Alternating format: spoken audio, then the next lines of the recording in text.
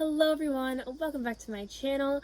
Today I'm going to be going over the books I read in the month of August. So let's get right into it. The first two books I read in August were The Inheritance Games and The Hawthorn Legacy. These are such good books, and I rated this a 5-star and this is a 4 or a 4.5. So basically it's about a girl named Avery Grams, and she inherits a lot of money from a random guy she doesn't know, and he lives in Texas and he has a mansion.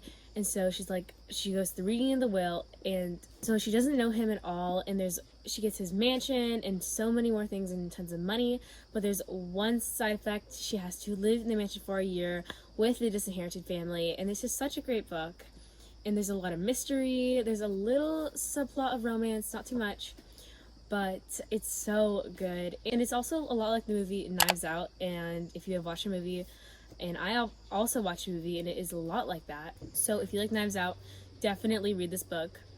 And it's just like a really good mystery book too. And then this is the second book to it. Look how gorgeous the cover is. I love it so much. And this is about 400 pages, so just, do you hear that? Definitely go and get your hands on these. The next book I read this month is Shadow of Night. And basically this is the sequel to A Discovery of Witches. And this is such a great book. It is 600 pages, but this world of fantasy, there's vampires, there's demons, there's witches, and it's so much to get into, but it's a little bit hard to read, but it's really great. So yeah. I read is my first Colleen Hoover book, Regretting You, and this was such a great book. I know Colleen Hoover is a hit or miss with so many people. This was really just a great book to me.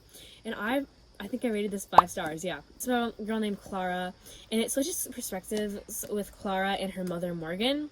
And this is also, it has romance, and it has a lot of dealing with loss, but I can't spoil the book, so definitely get this. It's super great. Here's the back. And there is just an amazing, amazing cover.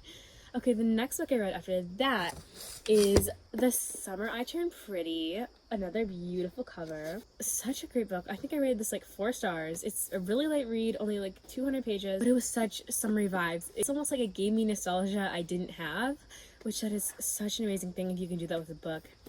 It is romance, it is summer, it is a great book. And I've heard that the next 2 books to this are sad, so do check the trigger warnings, but this was such a good book. And it's about a girl named Belly.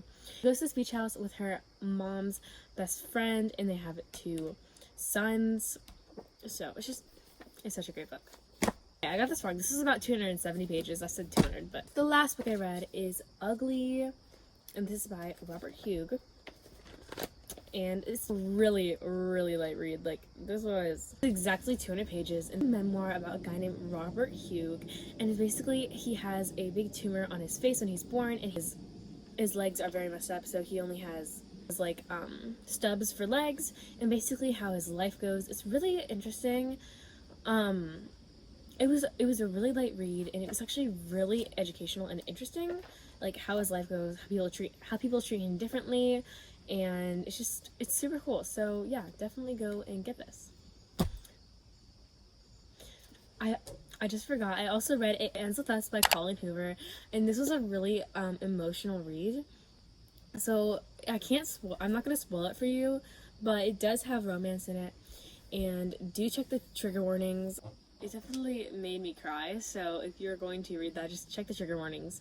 But I rated that about 4.5 stars, or I think I rated it 4 or 5 stars, but it was really great. Okay, that's it for today. Thank you so much for watching. In total, I read 7 books last month, and yeah, thank you so much for clicking on this video. Bye!